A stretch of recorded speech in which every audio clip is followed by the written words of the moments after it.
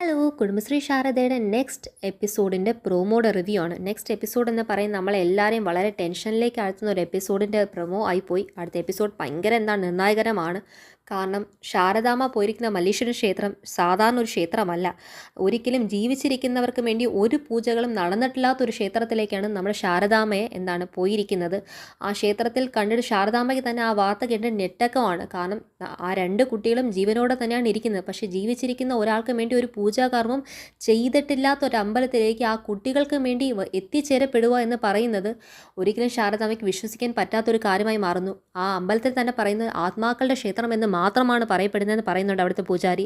അപ്പം ഇവിടെ ഒരിക്കലും ജീവനോടുള്ള ഒരാൾക്ക് വേണ്ടിയിട്ടും ഒരു പൂജകളും ഈ ക്ഷേത്രത്തിൽ നടത്താറില്ല. അവർക്ക് വേണ്ടി ഒരു പ്രാർത്ഥനകളും ഈ ക്ഷേത്രത്തിൽ നടത്തിയ ചരിത്രമില്ല എന്ന് പറഞ്ഞിരിക്കുവാണ്. ഇത് തന്നെ നമുക്ക് എല്ലാവർക്കും മനസ്സിൽ ഭയങ്കര ഭീതിയും ഭയം തരുന്നൊരു കാര്യമായി തന്നെ ഈ സീരിയലിൻ്റെ ഇതിനകത്ത് മാറിയിരിക്കുവാണ്.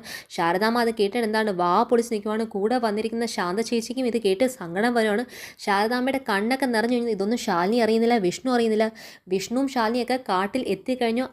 പോലീസിനെയോ കാര്യങ്ങളോ പട്ടാളത്തിനെയോ ഒന്നും നോക്കി നിൽക്കാതെ അവർ സ്വന്തമായി തന്നെ കാട്ടിലേക്ക് ഇറങ്ങിക്കഴിഞ്ഞു. ഒരു അമ്മ എന്ന ഒരു നിശ്ചയം, ഒരു അച്ഛൻ എന്നൊരു നിശ്ചയം വളർത്തച്ഛനാണെങ്കിലും രോഹിത് അറിയുന്നില്ല. സ്വന്തം മകൾ എന്ന രീതിയിൽ രോഹിത്തും തന്നെ കാട്ടിലേക്ക് ഇറങ്ങിയിരിക്കുവാണ്. എല്ലാവരും കാട്ടിൽ ഒറ്റയ്ക്ക് തപ്പുവാണ്. നമ്മുടെ രോഹിത്തും നമ്മുടെ വിഷ്ണു എല്ലാവരും പപ്പി പപ്പി എന്ന് പറഞ്ഞിട്ട് പപ്പിയുടെ പേര് ഉറക്കെ വിളിച്ച് പറഞ്ഞ് തേടുന്നുണ്ട്. നമ്മുടെ ശാലിനി ആണെങ്കിൽ നമ്മുടെ സത്യയെ വിളിച്ച് തേടുന്നുണ്ട്.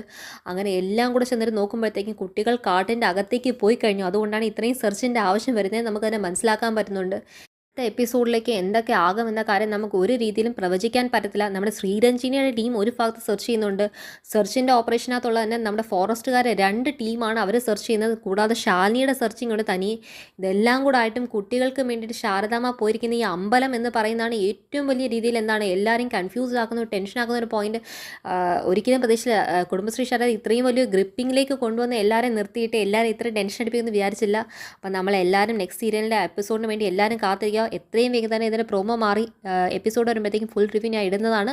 എല്ലാവരും കാത്തിരിക്കുക, സ്റ്റേ ട്യൂൺഡ്. അപ്പോഴത്തേക്ക് എല്ലാവരും ചാനൽ ലൈക്ക് ചെയ്യുക, സബ്സ്ക്രൈബ് ചെയ്യുക. ഇതിന് മുന്നത്തെ എപ്പിസോഡാണ് ഇന്നത്തെ രാത്രിത്തെ എപ്പിസോഡുണ്ട്, അതെല്ലാവരും കാണുക. നമ്മുടെ ചാനലിനകത്ത് ഫുൾ ഡീറ്റെയിൽ റിവ്യൂ തന്നെ ഇട്ടിട്ടുണ്ട്. നിങ്ങൾക്ക് ഒരു സെക്കൻഡ് പോലും മിസ്സാവാത്ത റിവ്യൂ ആണുള്ളത്. അപ്പോൾ അതെല്ലാം കേൾക്കുക. എല്ലാവരും ചാനൽ സപ്പോർട്ട് ചെയ്യുക, ലൈക്ക് ചെയ്യുക, ഷെയർ ചെയ്യുക, കമൻറ്റ് ചെയ്യുക, സബ്സ്ക്രൈബ് ചെയ്യുക. താങ്ക്